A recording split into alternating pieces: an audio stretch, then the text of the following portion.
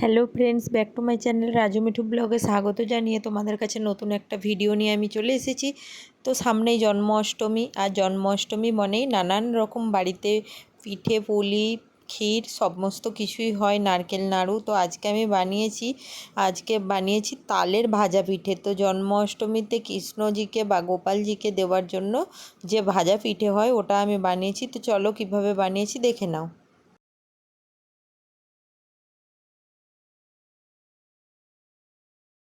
তাল দিয়ে কিছু জিনিস বানাবো, আর তাল না হলে তো হবে না। তাই আজকে এখানে দেখো একটা তালকে আমি কিভাবে তালের পাল্পটা বের করে নিচ্ছি, আর ওই পাল্পটা দিয়ে আমি বানাবো তালের ভাজা পিঠে। তো এখানে একটা পাকা তাল নিয়ে নিয়েছি, ওটাকে ছাড়িয়ে এটা এই ঘষুনি দিয়ে ঘষে আমি একটু এর পাল্পটা বের করে নিচ্ছি।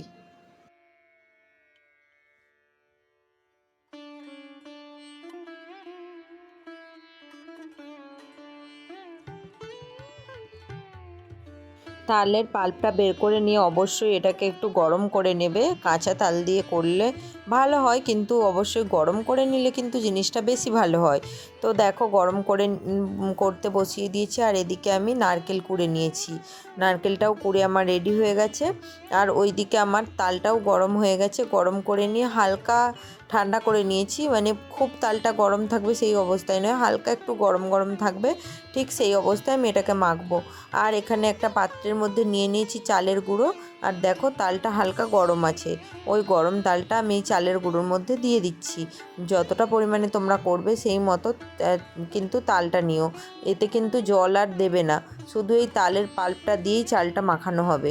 চালের মধ্যে আমি সামান্য একটু লবণ দিয়ে দিয়েছিলাম চালের গুঁড়োটার মধ্যে।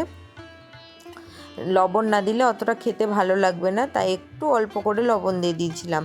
দিয়ে আমি চালের গুঁড়োটাকে অল্প অল্প করে দিয়ে তালের সাথে মাখিয়ে নেব। ভালো করে এটা সুন্দর করে স্মুথভাবে মাখিয়ে নিতে হবে। না খুব শক্ত থাকবে, না খুব নরম থাকবে, বেশ যেমন পিঠে বানাই সেইভাবেই এই পিঠে বানানোর জন্য এটা মাখিয়ে নিতে হবে। তো দেখো আমার সুন্দরভাবে এটা মাখানো হয়ে গিয়েছে।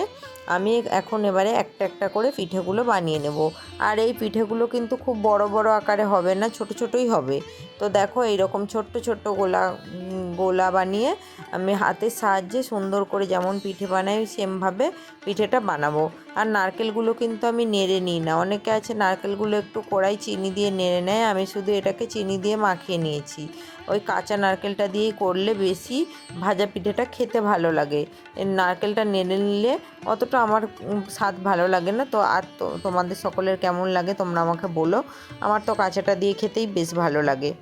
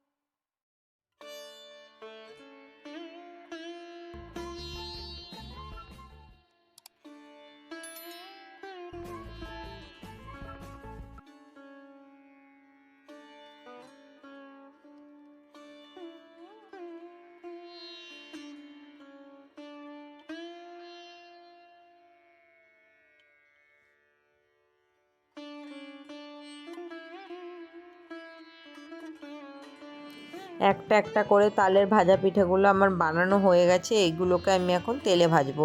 দেখতেই পাচ্ছ কেমন ছোট্ট ছোট্ট হয়েছে, এরকমই ছোট্ট ছোট্ট একদম বানাবে। পারলে তোমরা আরও ছোট ছোট বানাতে পারো, কিন্তু আমার হাতে টাইম অত ছিল না, তাই আমি এরকম সাইজের বানিয়ে নিয়েছি, না ছোট না বড়। দেখো তেলটা কড়াই দিয়ে দিয়েছিলাম গ্যাসটা জ্বালিয়ে। তো তেলটা আমার ভালোভাবে গরম হয়ে গেলে তারপরে আমি এই পিঠেগুলোকে দিয়ে দেব। আর গ্যাসটা একদম লো যেন না করো, মিডিয়াম করে আঁচটা জ্বালিয়ে রাখবে। দিয়ে পিঠেগুলোকে একটা একটা একটা করে তেলের মধ্যে দিয়ে ভালো করে এগুলোকে লাল লাল করে ভেজে তুলে নেবে। তো দেখো একবার আমার ভাজা হয়ে গেছে, তো আবার আমি কিছু পিঠেকে তেলের মধ্যে দিয়ে দিলাম, দিয়ে আবার একটু নাড়াচাড়া করে আমি এগুলোকে ভেজে নেব।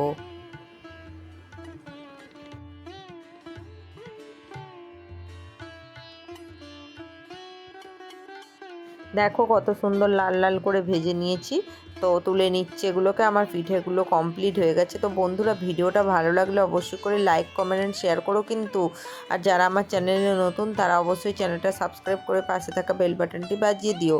দেখতেই পাচ্ছ পিঠেগুলো নামিয়ে নিয়েছি আর কত সুন্দর হয়েছে, খেতেও দারুণ হয়েছিল।